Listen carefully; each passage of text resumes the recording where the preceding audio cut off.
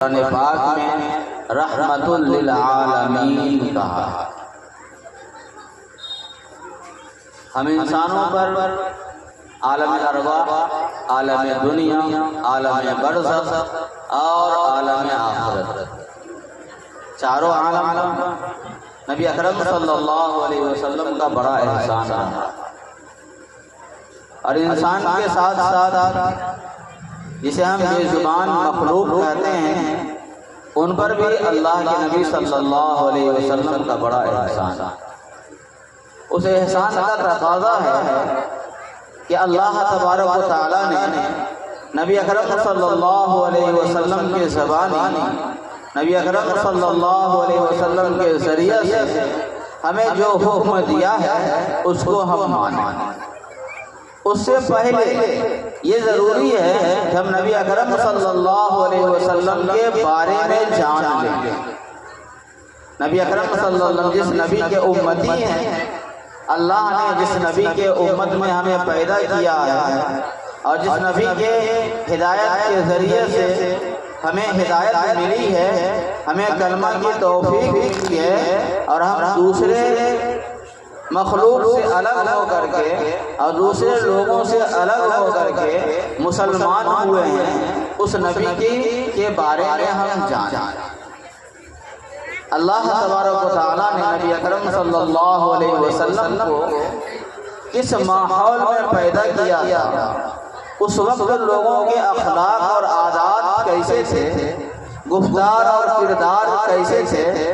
اس وقت کا ماحول اور معاشرہ کیسا تھا، اس کو بھی جاننا چاہیے۔ ہم لوگ دھڑلے سے کہہ دیتے ہیں کسی چیز کے بارے میں کہ ماحول ہی ایسا ہے،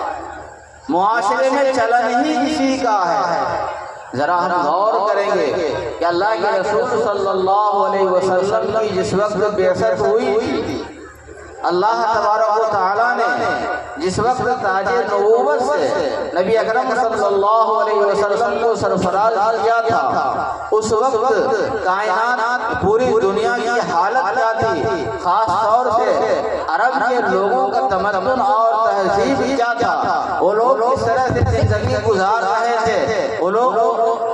کس خدا کو وہ لوگ مان رہے تھے، کن کن خداؤں کے سامنے اپنے سروں کو جھکا رہے تھے، اپنی مراد مانگنے کے لیے کہاں کہاں ماتھا ٹیکتے تھے، کن کن کے سامنے اپنے سر کو جھکا لیتے تھے، اس چیز کو بھی جاننا چاہیے۔ نبی اکرم صلی اللہ علیہ وسلم کا نام نامی کیا ہے؟ جس نبی کے ہم امت ہیں ان کا نام کیا ہے؟ جن کا ہم کلمہ پڑھتے ہیں ان کا نام کیا ہے؟ ان کے والد محترم کا کیا نام ہے؟ ان کی والدہ محترمہ کا کیا نام ہے؟ ان کے دادا جان کا کیا نام ہے؟ کس خاندان سے ان کا تعلق تھا؟ وہ کہاں پیدا ہوئے؟ ان کی زندگی کہاں گزری؟ کتنے سال کے بعد نبوت ملی؟ کتنے سال وہ مکہ میں رہے؟ کتنے سال وہ مدینہ میں رہے؟ اور جب مکہ والوں نے نبی اکرم صلی اللہ علیہ وسلم کی باتوں کو کھلے طور پر نہیں مانا تھا، پھر آپ صلی اللہ علیہ وسلم نے اس شہر کا رخ کیا تھا، وہاں کے لوگوں نے نبی اکرم صلی اللہ علیہ وسلم کے ساتھ برتاؤ کیا تھا، اور نبی اکرم صلی اللہ علیہ وسلم نے جواب میں ان کے لیے بد دعائیں دی تھی، یا نبی اکرم صلی اللہ علیہ وسلم نے دعائیں دی تھی، اور یہ کہا تھا کہ اگر یہ لوگ ایمان نہیں لائے ہیں تو اللہ کی ذات سے امید ہے کہ کل انہی کی نسل سے اللہ تبارک و تعالیٰ ایمان والا پیدا کرے گا، اور پھر ان کے نسل میں ایمان والا پیدا ہوا، اور جن کا نام ہم لوگ جانتے ہیں فاتح ہند محمد بن قاسم، وہ اسی قبیلہ سے اس کا تعلق۔ تو نبی اکرم صلی اللہ علیہ وسلم درود شریف پڑھیں، اللہم صلی علی محمد وعلی آل محمد کما صلیت علی ابراہیم وعلی آل ابراہیم انک حمید مجید، اللہم بارک علی محمد وعلی آل محمد کما بارکت علی ابراہیم وعلی آل ابراہیم انک حمید مجید۔ حدیث کی کتابوں میں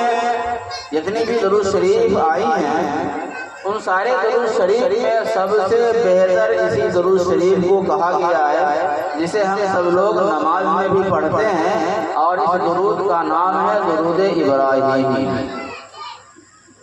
جب نبی اکرم صلی اللہ علیہ وسلم کا نام پڑھا جائے یا سنا جائے یا لکھا جائے تو اس میں درود شریف لکھنا چاہیے لکھنے کے وقت، اور پڑھنا بھی چاہیے، اور سننے کے وقت اور بولنے کے وقت کم سے کم صلی اللہ علیہ وسلم کہنا چاہیے کہ صلی اللہ علیہ وسلم۔ یہ جملہ تو مختصر ہے لیکن اس میں درود بھی ہے اور سلام بھی ہے۔ نام نامی کیا تھا؟ محمد۔ کیا نام ہے؟ محمد۔ اور ایک اور نام تھا احمد۔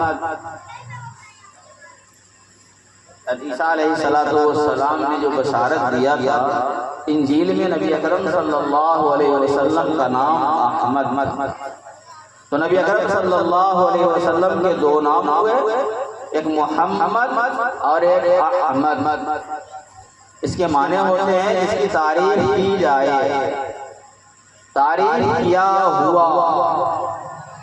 وہ ذات جس کی تعریف کی جا چکی ہے اور ہمیشہ تعریف کی جاتی رہے گی کہ تعریف کے لائق ہی وہی ہے۔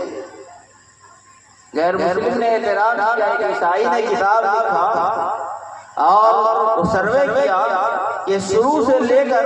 جہاں تک کی تاریخ موجود ہے، ہسٹری موجود ہے، اس وقت سے لے کر کے اور جس وقت وہ لکھ رہا تھا اس وقت تک میں جو انسان پیدا ہوا ہے وہ سب سے اچھا انسان کون تھا؟ سب سے اچھا انسان کون تھا؟ تو ایک نمبر پر نبی اکرم صلی اللہ علیہ وسلم کے نام کو درج کرنے پر وہ مجبور ہو گیا۔ حالانکہ تھا وہ عیسائی، سیدنا عیسیٰ علیہ السلام کے نام کو بھی وہ درج کر سکتا تھا، لیکن ایمانداری دکھائی اور نبی اکرم صلی اللہ علیہ وسلم کا نام نامی ایک نمبر پر آیا۔ نبی اکرم صلی اللہ علیہ وسلم کے والد محترم کا نام عبداللہ ہے،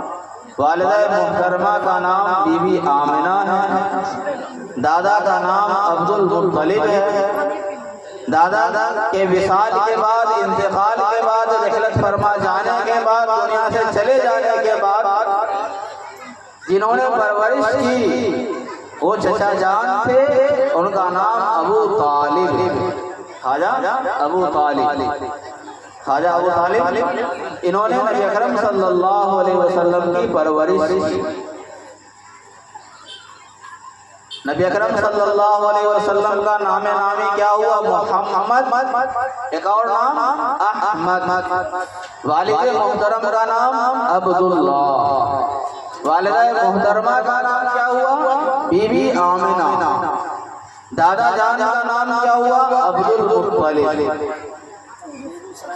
نبی اکرم صلی اللہ علیہ وسلم کو اللہ تبارک و تعالیٰ نے دنیا میں مبعوث فرمایا تو قرآن کے اندر احسان جتلایا ہے۔ اب ذرا غور کر سکتے ہیں کہ اللہ رب العالمین کی ہستی کیا ہے۔ اللہ رب العالمین نے ساری کائنات کو بنایا ہے، کائنات کی اکثر و بیشتر چیزوں کو ابھی سائنس ڈیولپ اور ترقی کرنے کے باوجود نہیں جانتا۔ اللہ تبارک و تعالیٰ نے ایسے ایسے سیارات کو پیدا کیا ہے، ایسے ایسے مخلوق کو پیدا کیا ہے، لیکن کسی کے پیدا کرنے پر اللہ نے احسان نہیں جتلایا۔ ہمارے دلوں، ہمارے جسم کے اندر اللہ نے ایسی ایسی مشینیں لگائی ہیں، اگر ایک مشین کچھ دیر کے لیے کام کرنا بند کر دے تو ہم دنیا سدھار لیں، ہماری روح پرواز کر جائے۔ اللہ تبارک و تعالیٰ نے اس مشین کے پیدا کرنے پر احسان نہیں جتلایا، لیکن اللہ نے چوتھے پارہ میں کہا ہے صفحہ نمبر 10 پر لَقَدْ مَنَّ اللَّهُ عَلَى الْمُؤْمِنِينَ إِذْ بَعَثَ فِيهِمْ، کہ اللہ تبارک و تعالیٰ نے ایمان والوں پر بڑا احسان کیا ہے کہ اسی میں سے اس کے لیے نبی کو پیدا کیا۔ نبی کی ذات کیا ہوتی ہے؟ نبی کو اللہ تبارک و تعالیٰ نے مبعوث کیوں کیا؟ دنیا میں پیدا کیوں کیا؟ بھٹکے ہوئوں کو راہ راست پر لانے کے لیے نبی اکرم صلی اللہ علیہ وسلم کو اللہ تبارک و تعالیٰ نے اسی قوم میں پیدا کیا جس قوم میں نبوت ملی، اور یہ نبوت نبی اکرم صلی اللہ علیہ وسلم کی، نبی اکرم صلی اللہ علیہ وسلم کی یہ بعثت صرف مکہ کے لیے، مدینہ کے لیے یا صرف حجاز کے لیے نہیں، بلکہ اللہ تبارک و تعالیٰ نے نبی اکرم صلی اللہ علیہ وسلم کی رسالت جنات اور انسان دونوں کے لیے قائم۔ جہاں نبی اکرم صلی اللہ علیہ وسلم انسانوں کے نبی اور رسول تھے، وہیں اللہ تبارک و تعالیٰ نے نبی اکرم صلی اللہ علیہ وسلم کو جناتوں کا بھی نبی اور رسول بنایا۔ نبی اکرم صلی اللہ علیہ وسلم سے فریاد بے زبان جانور اونٹوں نے بھی کیا ہے اپنے آقا کی شکایت، اور نبی اکرم صلی اللہ علیہ وسلم نے اس اونٹ کی بات کو، اس اونٹ کی بھاشا کو اور اس اونٹ کے آنکھ سے بہتے ہوئے آنسو کو، کیفیت کو سمجھ لیا، اور پھر اس کے مالک سے بات کیا، اور جس پریشانی میں وہ اونٹ تھا اللہ کے نبی صلی اللہ علیہ وسلم نے اس کے مالک سے کہا کر کے اسے رہائی دلائی، نجات پایا۔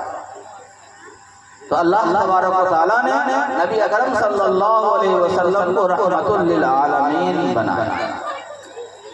ابھی یہ خرافات چلنے لگا ہے، عید میلاد النبی، کچھ دن پہلے تک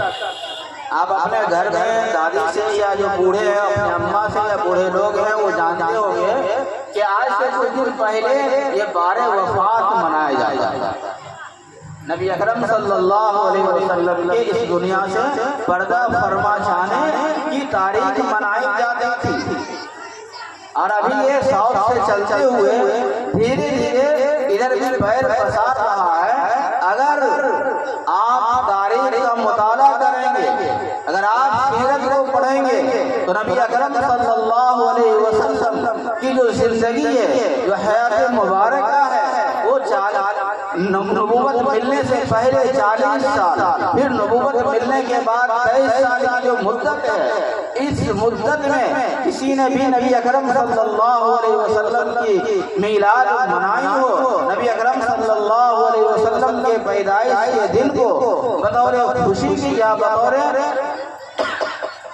عید کے منایا ہو، اس کو پروگرام کا شکل کیا ہو، ایسا نہیں ملے گا۔ نبی اکرم صلی اللہ علیہ وسلم سے جتنی محبت صحابہ کرام کرتے تھے، صحابہ کرام کو نبی اکرم صلی اللہ علیہ وسلم سے جتنا قلبی لگاؤ تھا، نبی اکرم صلی اللہ علیہ وسلم کے ایک اشارے پر اپنی جان کی بازی تک لگا دیتے تھے صحابہ کرام۔ نبی اکرم صلی اللہ علیہ وسلم جب وضو کرتے تھے تو پانی نیچے نہیں گرنے دیتے تھے، صحابہ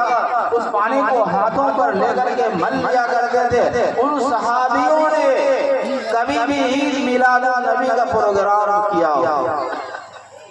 کبھی جلوسیں نکالی ہوں، کبھی ہری جھنڈیاں لگائی گئی ہوں، اس کا کوئی ثبوت کہیں سے نہیں ہے۔ آپ 1929 سے پہلے کھوجیے کہ کہیں جلوس نکالا گیا ہو عید میلاد النبی کا، 1929 سے پہلے نہیں ملے گا۔ یہ شروع کہاں سے ہوا؟ ایک انسان، نام میرے ذہن سے فوراً نکل گیا ہے، وہ مسلمان ہوا تھا، اور مسلمان ہونے سے پہلے وہ اپنے دھرم کے جلوس میں شامل ہوا کرتا تھا، اور اس کا وہ سرگنا تھا۔ جب وہ مسلمان ہوا تو اسے لگا کہ جو ہم کیا کرتے تھے، اور عیسائیوں سے یہ طریقہ اپنایا گیا ہے، عیسیٰ علیہ السلام کے پیدائش کے دن کو عیسائی لوگ کرسمس ڈے کے طور پر اور اس نام پر مناتے ہیں۔ اس کے بارے میں سن لیجیے کہ جو لوگ وہ کہتے ہیں، جو اس کے جواب میں اس کا مفہوم ہوتا ہے کہ خوش ہو جاؤ خدا کا بیٹا ہوا۔ عیسائیوں کے عقیدے کے مطابق حضرت عیسیٰ علیہ السلام اللہ تبارک و تعالیٰ کے بیٹا ہے،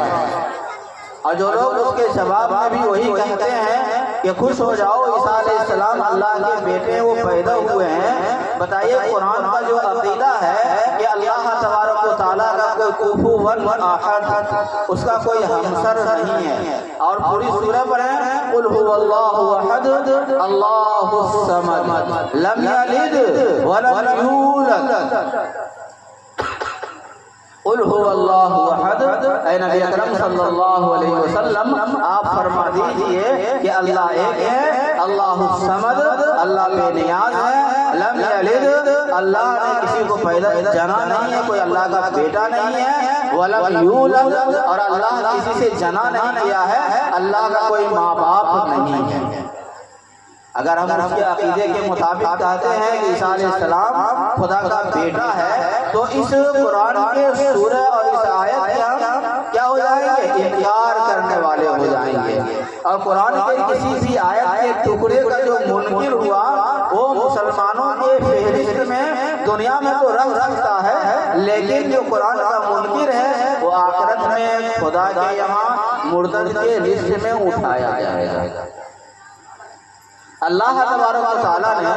نبی اکرم صلی اللہ علیہ وسلم کی پیدائش کے دن کو بھلا دیا. اللہ تبارک و تعالیٰ جان رہے تھے کہ صحابہ کرام جو ہے وہ نبی اکرم صلی اللہ علیہ وسلم سے عیسیٰ علیہ السلام پر ایمان لانے والے ان کے جو حواری ہیں ان سے کہیں زیادہ محبت کرنے والے ہیں. اور یہ جتنا عیسائی لوگ عیسیٰ علیہ السلام سے محبت کرتا ہے اور اس کی وجہ سے وہ جلوس نکالتا ہے اور کرسمس ڈے مناتا ہے، یہ مسلمان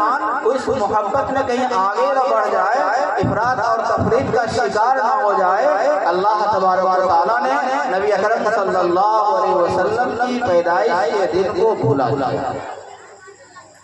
12 ربیع الاول نبی اکرم صلی اللہ علیہ وسلم کی پیدائش کا دن ہے. یہ صرف مشہور ہے، ورنہ صحیح روایت جو حدیثوں میں ہے اس میں بھی اس کو کنفرم نہیں کیا گیا ہے 8 ربیع الاول ہے یا 9 ربیع الاول، 8 ربیع الاول ہے یا پھر 9 ربیع الاول ہے، یہ بھی کنفرم نہیں کیا گیا. اسی لیے نہیں کنفرم کیا گیا کہ اس کے ماننے نہ ماننے سے احکام شریعت پر یا مسلمانوں کے عقائد میں یا مسلمان کے مسلمان ہونے میں، ایمان والوں کے ایماندار ہونے میں، مومن ہونے میں اس کا کوئی دخل نہیں ہے. اگر کوئی آدمی یہ نہیں جانتا ہے کہ نبی اکرم صلی اللہ علیہ وسلم ربیع الاول کے کس تاریخ میں پیدا ہوئے تھے، کس دن میں پیدا ہوئے تھے اور احکام اسلام کے ساری باتوں پر وہ عمل کرتا ہے تو پکا سچا وہ مسلمان اور مومن ہے. لیکن اگر کوئی صرف اسی کے کھوج میں لگا ہوا ہے اور نبی اکرم صلی اللہ علیہ وسلم کے لائے ہوئے احکام کے مطابق وہ زندگی نہیں گزارتا تو بتائیے کہ اس کا یہ جاننا کام دے گا؟ نہیں کام دے گا.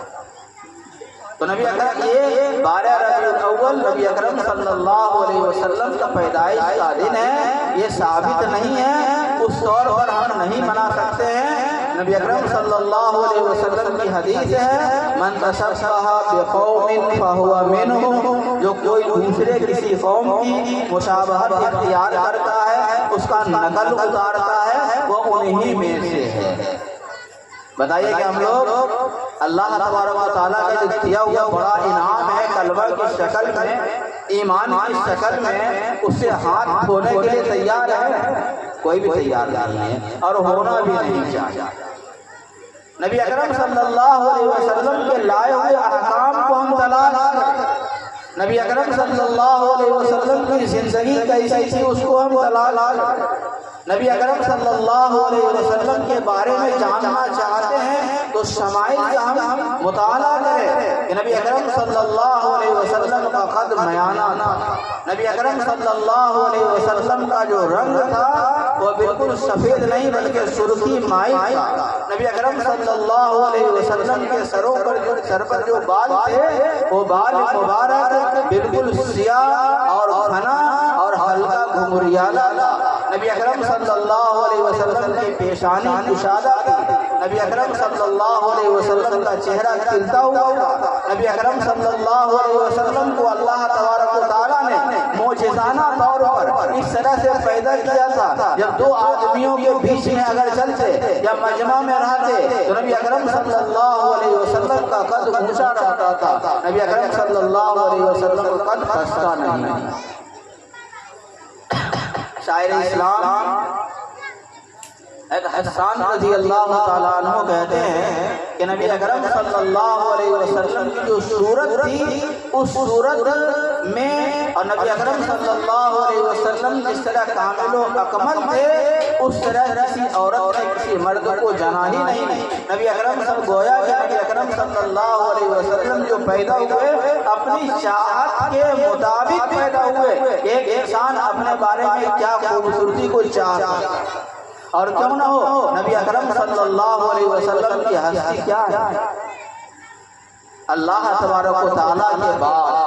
اگر کسی کا مرتبہ ہے تو نبی اکرم صلی اللہ علیہ وسلم کا ہے، کہ نبی اکرم صلی اللہ علیہ وسلم کے سبب اللہ تبارک و تعالیٰ نے دنیا کو پیدا کیا۔ جب حضرت آدم علیہ السلام کو اللہ نے جنت میں پیدا کیا تھا تو وہاں پر لا الہ الا اللہ کے ساتھ محمد رسول اللہ لکھا ہوا تھا، اور جب حضرت آدم علیہ السلام کا نکاح ہوا تھا تو ان کے مہر میں کیا چیز طے کی گئی تھی؟ نبی اکرم صلی اللہ علیہ وسلم پر درود پڑھنا۔ نبی اکرم صلی اللہ علیہ وسلم ابھی پیدا نہیں ہوئے تھے، سب نبیوں کے آخر میں اللہ تبارک و تعالیٰ نے نبی اکرم صلی اللہ علیہ وسلم کو پیدا کیا ہے۔ اس کا یہ مطلب نہیں ہے کہ مرتبہ کو گھٹانے کے لیے، بلکہ بڑا آدمی جو آنے والا ہوتا ہے اس کی تیاری پہلے سے کی جاتی ہے، اور اس کے لیے ماحول کو پہلے سے سازگار کیا جاتا ہے، اس کے بارے میں لوگوں کو بتایا جاتا ہے، اس کے بارے میں لوگوں کی ذہن سازی کی جاتی ہے تاکہ لوگوں کے ذہن میں ایک بات آئے، اب جو آنے والا ہے، اب جو ہمارے سامنے آنے والا ہے، ابھی جو ہمارا سامنا ہوگا، ہمارے سامنے جن کی ابھی بات ہوگی ان کا مرتبہ یہ ہے، وہ فلاں صاحب ہے، ان کی بات سننے کے لیے وہ تیار ہو جائے۔ نبی اکرم صلی اللہ علیہ وسلم کو اللہ تبارک و تعالیٰ نے خاتم الانبیاء بنایا، نبیوں کا سردار بنایا۔ کوئی پنچایت کا سردار بن جاتا ہے تو بڑا آدمی ہوتا ہے، کوئی کہیں کا کچھ بن گیا، اللہ تبارک و تعالیٰ نے نبی اکرم صلی اللہ علیہ وسلم کو تمام انبیاء کا سردار بنایا، اور انبیاء کا سردار بنایا، امامت بھی کروائی، سارے انبیاء کرام مقتدی بن کر کے بیت المقدس میں معراج کی رات میں نماز ادا کیا ہے، نفل پڑھا ہے سارے انبیاء کرام۔ تو نبی اکرم صلی اللہ علیہ وسلم امام الانبیاء بھی ہیں، سید الانبیاء بھی ہیں، خاتم الانبیاء بھی ہیں۔ اب نبی اکرم صلی اللہ علیہ وسلم کے بعد نبوت کا بعثت کا سلسلہ بند ہو چکا۔ اللہ تبارک و تعالیٰ نے ہم مسلمانوں کو وہ کام سپرد کیا ہے کہ نبی اکرم صلی اللہ علیہ وسلم سے پہلے جب لوگوں میں خرابی آتی تھی، لوگ راہ راست سے ہٹ جاتے تھے اور اللہ کو چھوڑ کر کے غیر اللہ کے سامنے سر جھکانے لگتے تھے تو اللہ تبارک و تعالیٰ نبیوں کو بھیجتا تھا۔ نبی اکرم صلی اللہ علیہ وسلم کے بعد اب انبیاء کرام کا سلسلہ بند ہوا۔ نبی اکرم صلی اللہ علیہ وسلم کی زندگی کے کسی بھی پہلو کو ہم لیں، چاہے وہ آپ صلی اللہ علیہ وسلم کے بات کرنے کا کیا طریقہ تھا، چلنے کا کیا طریقہ تھا، معاملات میں نبی اکرم صلی اللہ علیہ وسلم کیسے تھے، جب بات کرتے تھے تو اپنی کیے ہوئے وعدہ کو کس طرح سے پورا کرتے تھے۔ آج ہم لوگ نبی اکرم صلی اللہ علیہ وسلم کی امتی ہیں، آپ صلی اللہ علیہ وسلم کو ہم لوگ مانتے ہیں کہ اللہ تبارک و تعالیٰ نے نبی اکرم صلی اللہ علیہ وسلم کو آخری نبی بنایا اور ہم ان کے امتی ہیں۔ ہم ذرا اپنے اندر جھانک کر کے دیکھیں کہ نبی اکرم صلی اللہ علیہ وسلم جو شریعت لے کر کے آئے تھے اس شریعت کے مطابق ہماری زندگی کتنی گزر رہی ہے۔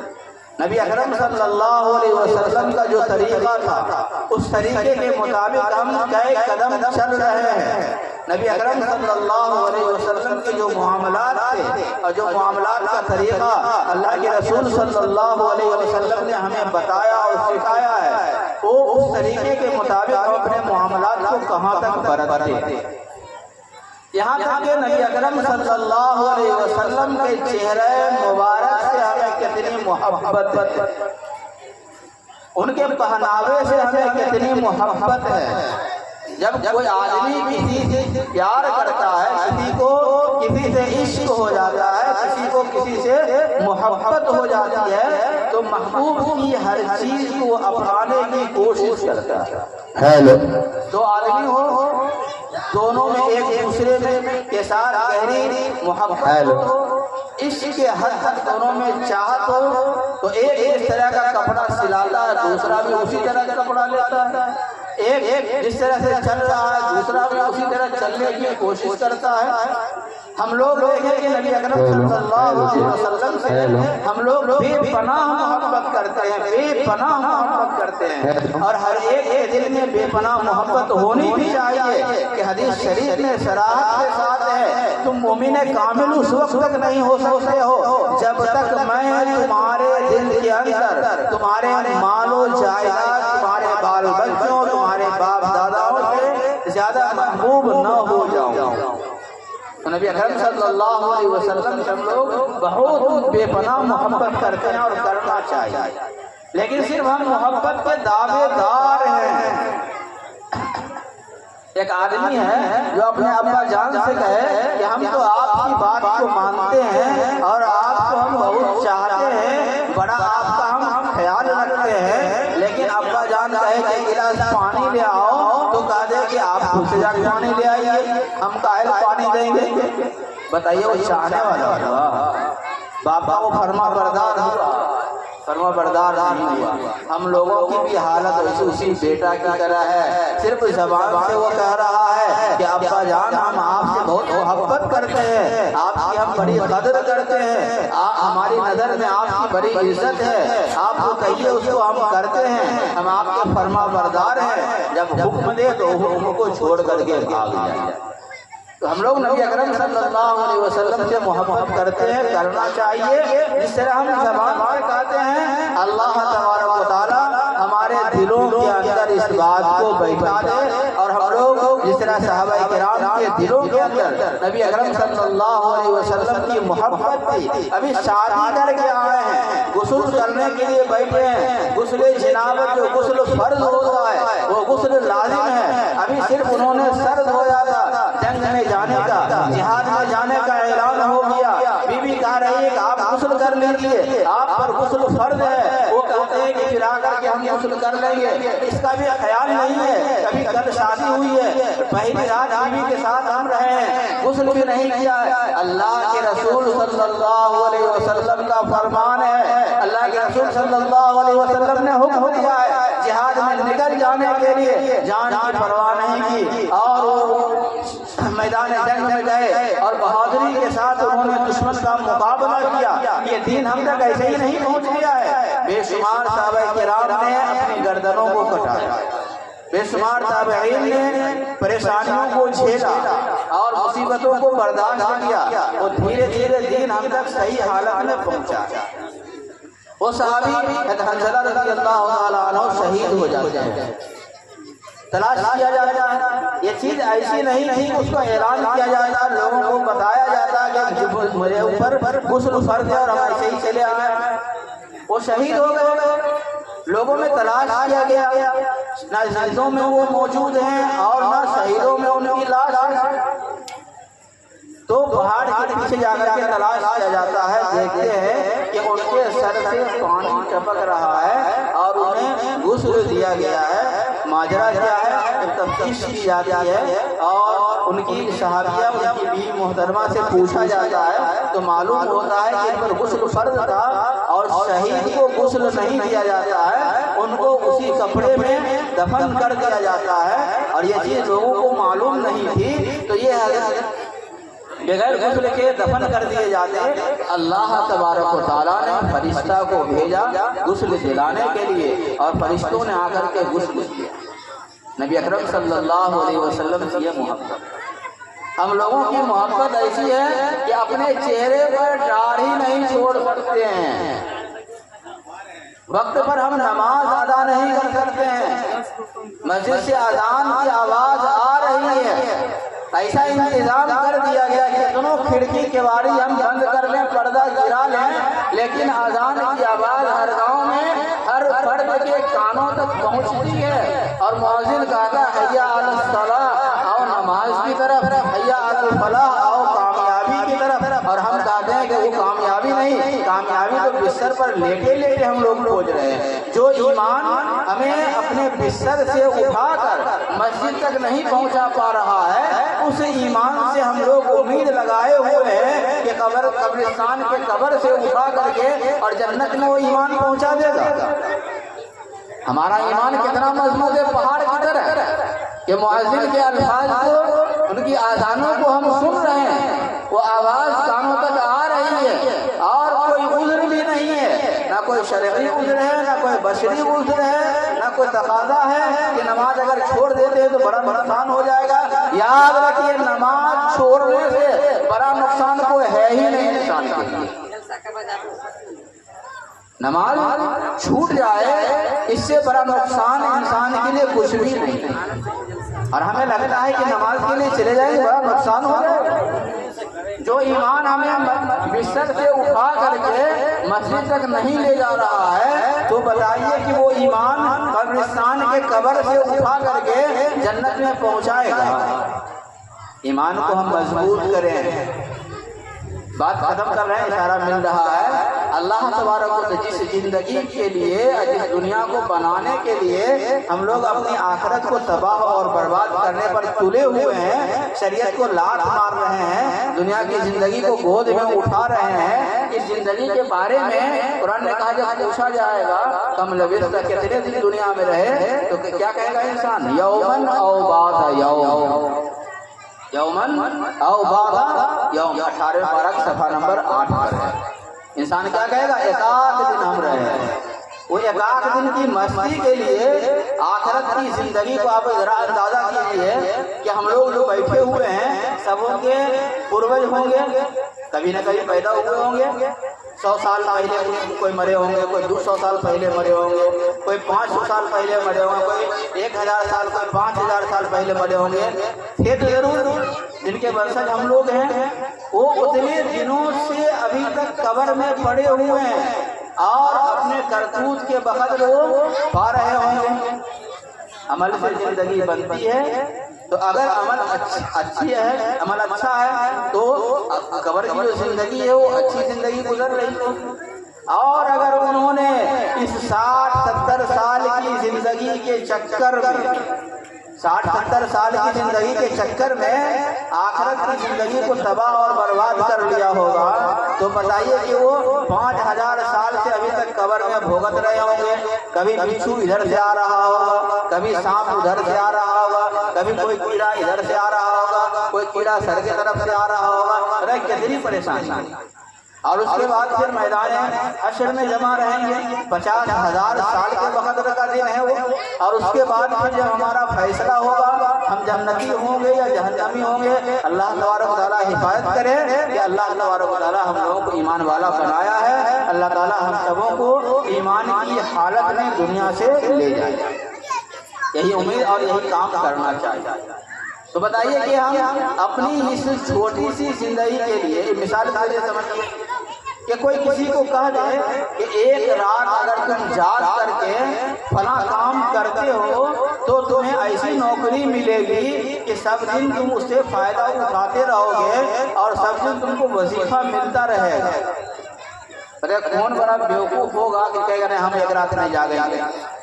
وہ اس ایک رات کو کہے گا ایک پیر پر کھڑا رہ کر کے ہم جاگ لیں گے اور ہم فلاں نوکری پا لیں گے تو ہمیں ہماری جو آنے والی زندگی ہے اس میں ہمیں آسانی ملے گی اور سہولت کا معاملہ ہمارے ساتھ رہے گا، ہماری زندگی اچھی کٹنے لگے گی۔ اس 50 سال کی زندگی کو اچھا کرنے کے لیے ہم رات بھر جاگ سکتے ہیں، اس کی باتوں کو مان سکتے ہیں، لیکن ہم کتنے دنوں کی زندگی ہے؟ قرآن خالدین فیہا ابدا، وہ زندگی کتنے دنوں کی ہے؟ سب دن کے لیے ہے۔ اب سب دن کی زندگی کو ہم اچھا بنانے کی کوشش کریں گے، اس کی فکر کرنی چاہیے، یا یہ زندگی جو چھوٹ کر کے جانے والی، ہم جس جسم پر پالش کر رہے ہیں، جس چہرہ کو رگڑ رگڑ کر کے ہم صاف کر رہے ہیں، ابھی داڑھی نکلی نہیں پھر اسورا چلا دیے ہیں۔ داڑھی کہنے کے لیے آتی ہے تم مرد ہو، اور ہم اسورا چلا کر نام مرد نہیں ہیں۔ کون کون لوگ نبی اکرم صلی اللہ علیہ وسلم سے بڑی محبت ہونی چاہیے، تو نبی اکرم صلی اللہ علیہ وسلم کے چہرے مبارک پر داڑھی تھی یا نہیں تھی؟ جتنے بھی انبیاء کرام دنیا میں تشریف لائے ہیں، سارے انبیاء کرام کی سنت داڑھی رکھنا ہے۔ تو ہم سب لوگ جو ابھی تک نہیں رکھے ہیں اور روزانہ ریزر چلا رہے ہیں اور چھیل رہے ہیں، اس کو کرنا ہم لوگ چھوڑ دیں۔ پتہ نہیں جس وقت ہم داڑھی چھیل رہے ہیں یا جس دن ہم نے داڑھی کو چھیلا ہے، اسی دن اگر ہماری روح قبض ہو گئی، ہم کس منہ سے نبی اکرم صلی اللہ علیہ وسلم کا سامنا کریں گے، اور کس منہ سے ہم کہیں گے کہ نبی اکرم صلی اللہ علیہ وسلم ہم بھی آپ کی امتی ہیں؟ کہیں نماز بھی نہیں پڑھتا تھا، چہرہ بھی ہمارے خلافی کیا؟ بتائیے کہ اگر داڑھی رکھنے سے چہرہ اگر بدنما ہوتا، چہرہ اگر بھدا ہوتا، تو انبیاء کرام اور خاص طور سے نبی اکرم صلی اللہ علیہ وسلم کے چہرے پر داڑھی کے بال کیوں نکلتے؟ یہ داڑھی کے بال کا نکلنا، نبی اکرم صلی اللہ علیہ وسلم کا داڑھی کا رکھنا، یہ سب کس بات کو بتلاتا ہے؟ کہ مردوں کے چہرہ پر داڑھی کا اگنا اور داڑھی کے بالوں کا رہنا مردوں کی خوبصورتی ہے، بدنمائی کی چیز یہ نہیں ہے، چہرہ اسے بھدا نہیں ہوتا۔ بہت سارے لوگ ہیں، ابھی بڑے بڑے علماء کرام تشریف فرما ہیں، ان کی باتیں ہوں گی، دھیان سے سنیں گے اور اس نیت سے سنیں گے کہ چاہے جو بھی ہو، قرآن اور حدیث کی بات کر رہے ہیں، اعلان کرنے والا چاہے جو بھی ہو، اگر وہ اعلان پرائم منسٹر کا ہوتا ہے تو سب لوگ دھیان دیتے ہیں کہ وزیر اعظم کا یہ بیان ہے اور اس کا یہ حکم ہے، اعلان کرنے والے کو نہیں دیکھا جاتا ہے، تقریر کون کر رہا ہے، کس طرح کر رہا ہے، کیا انداز ہے، اس سے مطلب نہیں، بات کیا کہی جا رہی ہے اس پر عمل کی نیت سے ہم سنیں گے تو ہمارا یہ جاگنا فائدہ مند ہوگا۔ اور اگر صرف مجمع میں بھیڑ لگانے کے لیے آئے ہیں، اس نیت سے آئے کون کیسا ہاتھ ہلا رہا ہے، کون کس طرح سے اچھل کے تقریر کر رہا ہے، اس نیت سے آئے ہیں تو ہمارا رات کا جاگنا بھی فضول ہے، اور ہو سکتا ہے کہیں زیادہ دیر رات تک جاگے اور فجر کی نماز اس جاگنے کی وجہ سے چھوٹ جاتی ہے تو جاگنے کا فائدہ نہیں ہوگا۔ اللہ تعالی ہمیں اور سبوں کو اخلاص کے ساتھ احکام شریعت پر عمل کی توفیق عطا فرمائے۔ وآخر دعوانا الحمدللہ رب العالمین۔ ماشاءاللہ سبحان اللہ۔ ابھی آپ کے سامنے حضرت مولانا مفتی محمد سرفراز صاحب قاسمی دامت برکاتہم العالیہ بہت ہی تفصیل کے ساتھ سیرت النبی صلی اللہ علیہ وسلم کے عنوان سے خطاب فرما رہے تھے۔ اللہ تعالی ہم سب کو عمل کی توفیق عطا فرمائے۔